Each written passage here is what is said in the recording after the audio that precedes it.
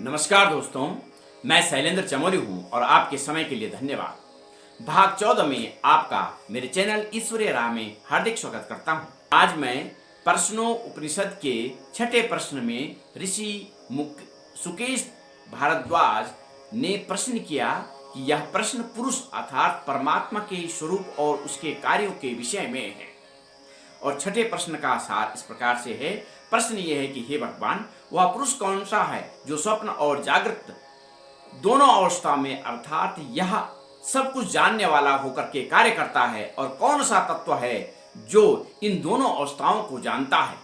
तो इस प्रश्न का उत्तर जानने से पहले यदि आप इस चैनल पर नए हैं तो चैनल को लाइक, शेयर और सब्सक्राइब कीजिए, और यदि आप यह कर देते हैं तो मेरा उत्साह और हौसला बढ़ता रहता है।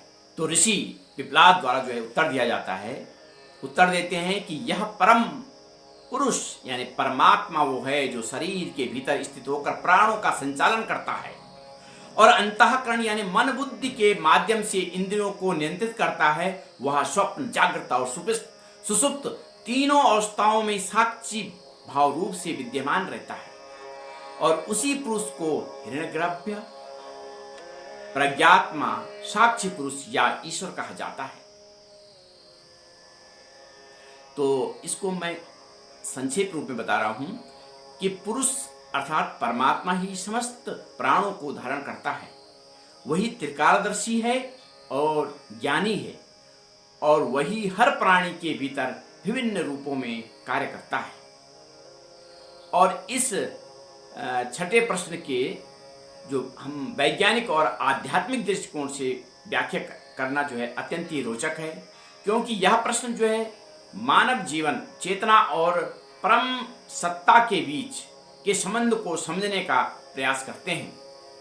इसे जो है आध्यात्म रूप से समझते हैं कि वह पुरुष कौन है जो सबके भीतर स्थित होकर के प्राणों का संचालन करता है, और कौन इन सब अवस्थाओं यानी जागृत, सुषुप्त और स्वप्न का साक्षी रहता है। तो आध्यात्मिक रूप से इसकी व्याख्या संक्षिप्त रूप में कि पुरुष, तो पुरुष को यहाँ जो है आत्मा या परमात्मा कहा गया है, और यह पुरुष शब्द उस परम सत्ता या परमात्मा के लिए प्रयुक्त होता है जो हिरण्यगर्भ यानी ब्रह्मांडीय आत्मा के रूप में प्रत्येक प्राणी में विद्यमान है। वह पुरुष ही स्वप्न, जागृत और सुषुप्त अवस्थाओं का साक्षी है। वह स्वयं उन अवस्थाओं में नहीं लिप्त होता, केवल दृष्टा होता है। अहंकार और बुद्धि का नियंत्रण परमात्मा स्वयं कुछ नहीं करता, बल्कि मन, बुद्धि, चित्त, अहंकार जैसे अंतःकरण के उपकरणों के माध्यम से प्राणों और इंद्रियों को नियंत्रित करता है। भाव आत्मा स्वयं क्रियाओं में लिप्त नहीं होती, परंतु हर क्रिया, अनुभूति, विचार की साक्षी होती है। एकत्व की भावना, यह पुरुष सर्वव्यापक है। वह हर प्राणी में है, और इससे अद्वैत का एकांत आत्म की भावना उपस्थिति है। एक रूप से चेतना का मतलब है कॉन्शियसनेस। आधुनिक न्यूरोसाइंस और क्वांटम फिजिक्स भी यह मानने लगे हैं कि मानव शरीर की कार्य प्रणाली से परे एक चेतन सत्ता का अस्तित्व जो है संभव है।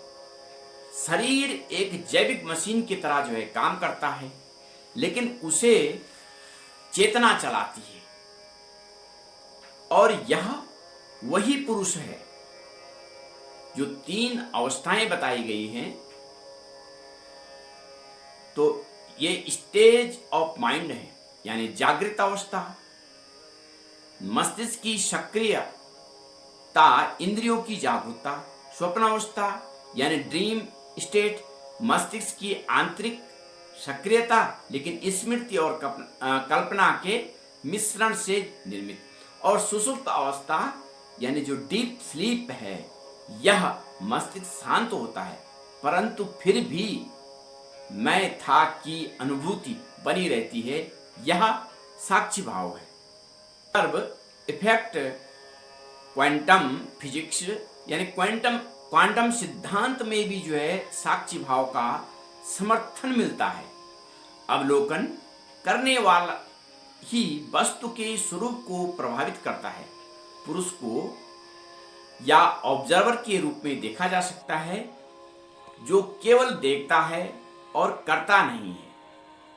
लाइफ फोर्स यानी जो जीवन शक्ति का प्राण है, विज्ञान में इसे बायो एनर्जी या विटल एनर्जी कहा जा सकता है, और जो हर कोशिश को निष्क्रिय करती है। यह ऊर्जा न दिखाई देती है, न मापी जा सकती है, परंतु इसके बिना जीवन संभव नहीं है।